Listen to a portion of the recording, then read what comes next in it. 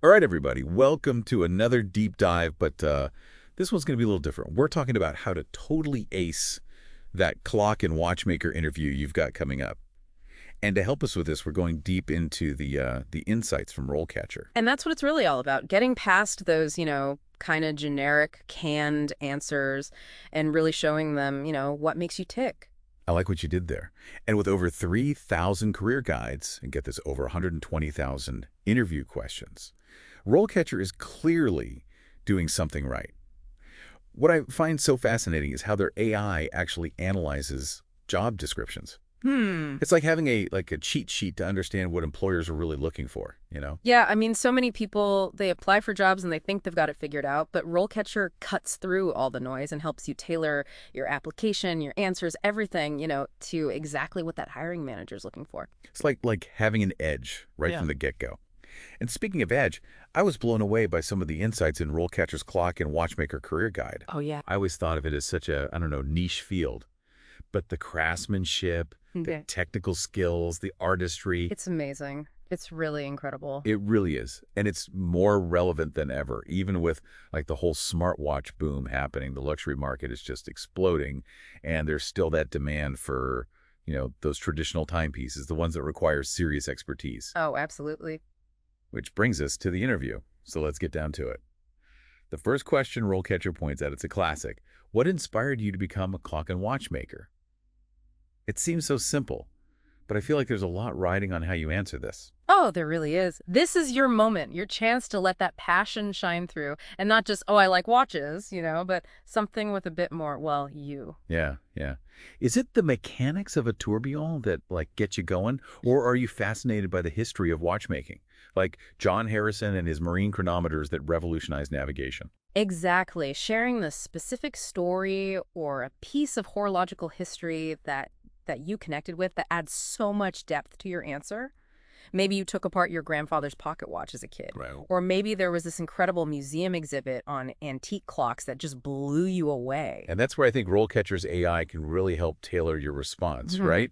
Because they analyze those job descriptions to see what specific skills or interests they're emphasizing. Like, are they all about vintage restoration? Or are they focused on the latest cutting-edge watchmaking technology? It's true.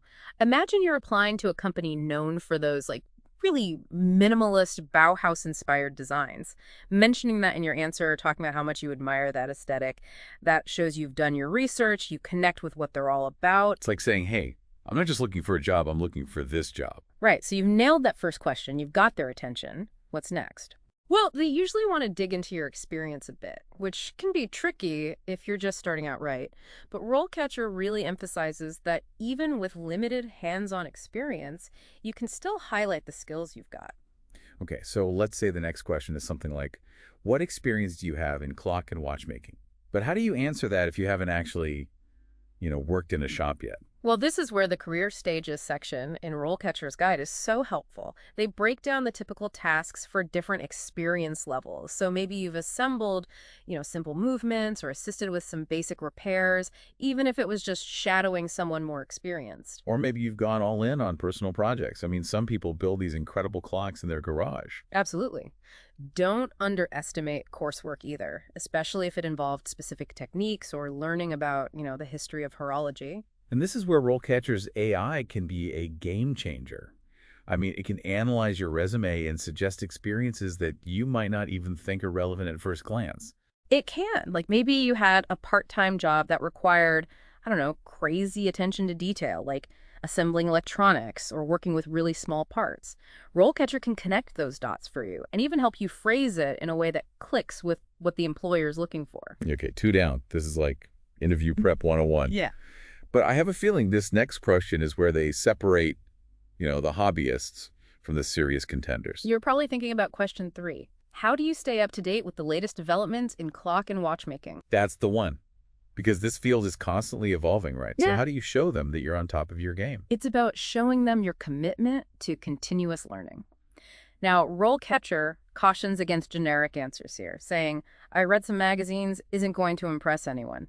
Think about professional development opportunities. They specifically mentioned the AWCI and BHI. What are those exactly? So the AWCI is the American Watchmakers Clockmakers Institute. That's the organization for professional development in the U.S.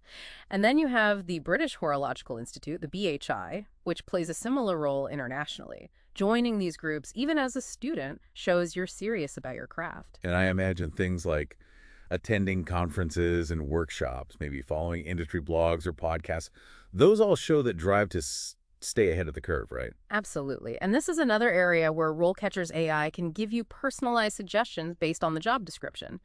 Maybe this company is all about the latest laser cutting techniques, or they're looking for someone who's an expert in a particular software used for watch design. It's like having a personalized roadmap for your professional development, but tailored to the exact job you want. Right. And it shows the interviewer you're not just passionate about the craft, but you're actively investing in your future as a clock and watchmaker. All right, we've covered some crucial ground here, but we've got a lot more interview questions to conquer. You ready to dig into some questions that really get into like the nuts and bolts of watchmaking? Oh, I'm ready. I feel like at this point I could probably assemble a minute repeater. Okay, maybe Right. not, but I'm definitely learning a lot. So, what's next? Well, RoleCatcher highlights this question that tends to trip people up. It's how do you approach a difficult repair or restoration project? And it's about more than just knowing how to, use your tool. It's about problem solving, right? Like, Yeah. what's your process when you get a watch that's just not ticking right? Exactly. Imagine you've got this like vintage pocket watch on your bench and it's seen better days. Where do you even start? Well, RoleCatcher mentions research, and I think that's so cool. It's not just about diving in with tweezers. It's about understanding the history of that specific piece. Yeah. Maybe even like consulting old diagrams or manufacturer records. Right. It shows you're not just mechanically inclined, you respect the heritage of these timepieces. And then there's the hands-on part, disassembly, examining each tiny component. And that's where that deep knowledge of different movements comes in, right? Because a quartz movement is a whole other animal compared to a mechanical escapement. Oh, absolutely. Knowing your way around a lever escapement versus a tourbillon, that kind of expertise really makes you stand out. And don't forget about tools.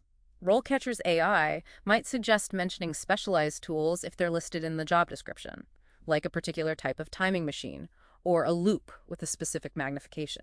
It's all about showing them you've got the right tools for the job, right? Okay. Literally and figuratively. So you've diagnosed the issue. Now it's about explaining your repair process clearly and confidently. Right. Talk about the steps you take to make sure everything is accurate and functional. And don't be afraid to mention collaboration, because horology often involves working with other specialists, like a dial restorer or a case maker. So even if you haven't personally tackled every single type of repair, you can still highlight your ability to collaborate, which is so important in any workshop, right? This is making me think about those watchmaking schools in Switzerland. Talk about collaboration. Exactly. Now get ready for a question that's all about precision. It's how do you ensure accuracy and precision in your work? Ooh, I like this one. In the world of horology, that's not just a goal. It's like the ultimate obsession, right? You got it. And interviewers, they want to hear about your personal dedication to that level of detail. So how do you convey that? RoleCatcher talks about going beyond just saying, I'm detail-oriented. So what are some concrete examples you could give? Well, think about the tools and techniques you use. Maybe you use micromeasurement tools to make sure those tolerances are met down to the micron. Or maybe you have this very specific method for cleaning and lubricating parts to reduce friction. Yeah. It's like, what are those little rituals, those habits that really make you a watchmaker? Do you have a go-to magnifying lamp?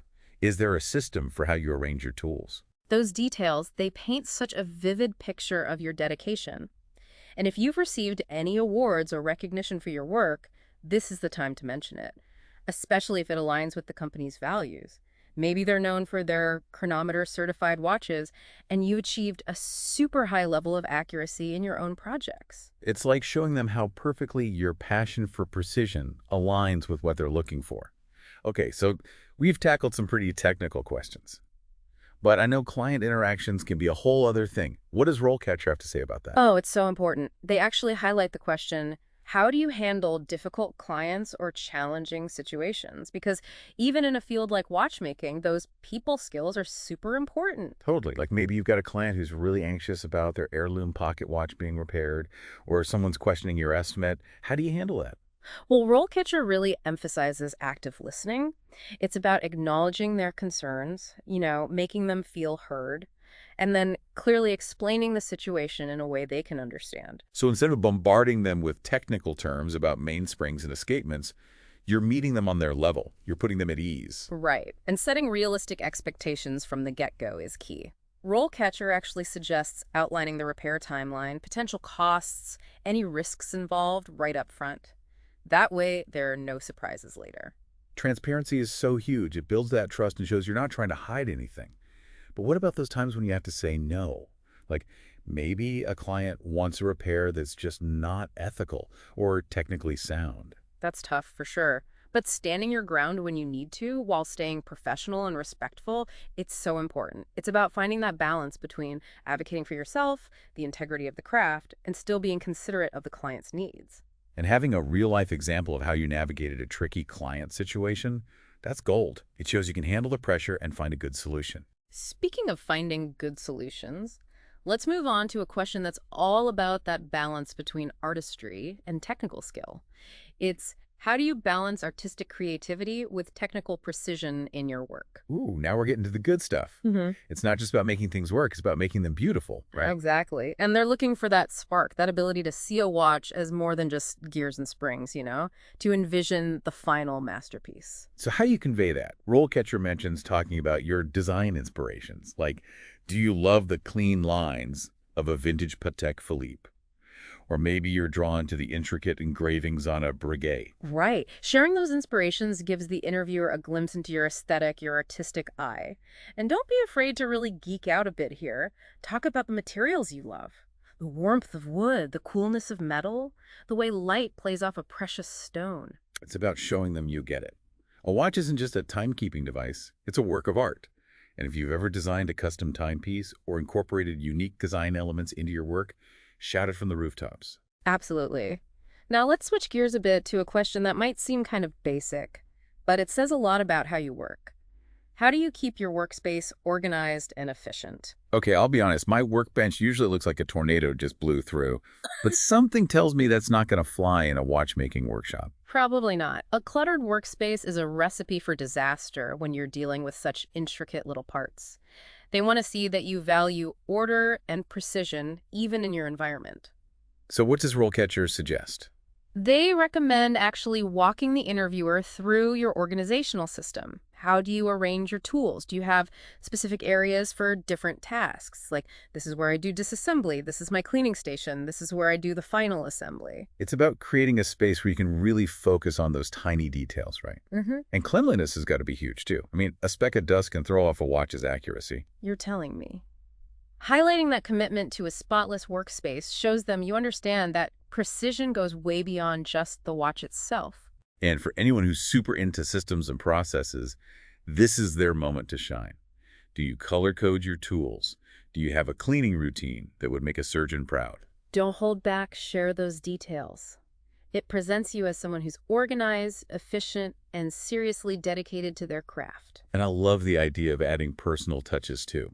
Maybe you have a vintage clock on your bench that inspires you, or a framed diagram of a particularly cool escapement. It shows them this isn't just a job, it's a passion. Speaking of passion, let's talk about upholding those high standards.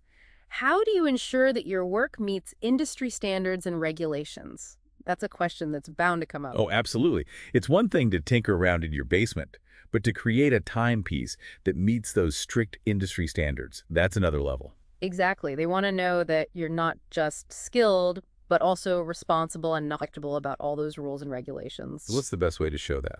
RoleCatcher suggests familiarizing yourself with the AWCI and BHI, which we talked about earlier. Being aware of their guidelines, certifications, ethical codes, it shows that commitment to upholding professional standards. It's like saying, hey, I'm not just messing around here. I'm part of something bigger, a tradition of excellence. Exactly. And don't be afraid to get specific. Have you worked with chronometer testing procedures? Have you had specialized training in things like water resistance standards? It's all about showcasing that deep knowledge and that commitment to quality. Okay, we have covered so much ground. I feel energized, like I just had a double espresso. What's next on our interview question marathon? Well, we've got one more question that's really important, especially in, a busy workshop or studio. It's all about handling pressure. You're talking about time management, right? Because question number 10 on RoleCatcher's list is how do you prioritize and manage your workload? And that is a big one. It really is. You've got multiple projects going on, repairs, maybe even custom orders. They want to know you can handle it all. And just saying, I'm a hard worker isn't going to cut it, is it? Not really. RoleCatcher suggests, giving them concrete examples like, have you ever used the Eisenhower matrix? It helps you prioritize by urgency and importance. Oh, yeah, that rings a bell. It's about figuring out what needs your attention, like right now, versus what can wait a little bit. Exactly. Or maybe you're into the Pomodoro technique. Those focused intervals with short breaks can be so helpful. The key is finding what works for you, right? And then explaining it to them. So whether you live and breathe by your to-do list or you're all about those project management apps, this is your chance to really highlight those skills. Absolutely. It shows them that you're proactive, organized, and you can get the job done on time and without sacrificing that attention to detail. And honesty is key, right? If you thrive in a fast-paced environment, own it. But if you need things to be a little more structured to do your best work, that's totally okay too. 100%. Authenticity is so important. This has been incredible. We've covered everything from basic interview tips to a total deep dive into the world of watchmaking. And it's all thanks to RoleCatcher and their amazing resources. And don't forget about their AI. I mean, tailoring your answers to each specific job description, practicing with video feedback, it's like having your own personal interview coach. It's like having a career coach and like a time-traveling assistant all rolled into one. But even with all the tech, all the amazing tools and resources, I think it always comes back to that human element. Oh, absolutely. RoleCatcher gives you the framework, the tools. But it's your passion, your unique story, your love for watchmaking that's really going to make you stand out. It's about bringing your full self to that interview. Let that enthusiasm shine through. Yes. And as you prepare, I want you to really think about this. In a world that's becoming, increasingly digital, what is it about watchmaking that speaks to you? The craftsmanship, the artistry, the soul of a handmade timepiece. That's a great question to reflect on. And for everyone out there who's ready to dive headfirst into this amazing world, be sure to check out RoleCatcher. It's free to get started, and who knows, it might just be the thing that unlocks your dream career. Until next time, keep those gears turning. And remember, the world of watchmaking waits for no one.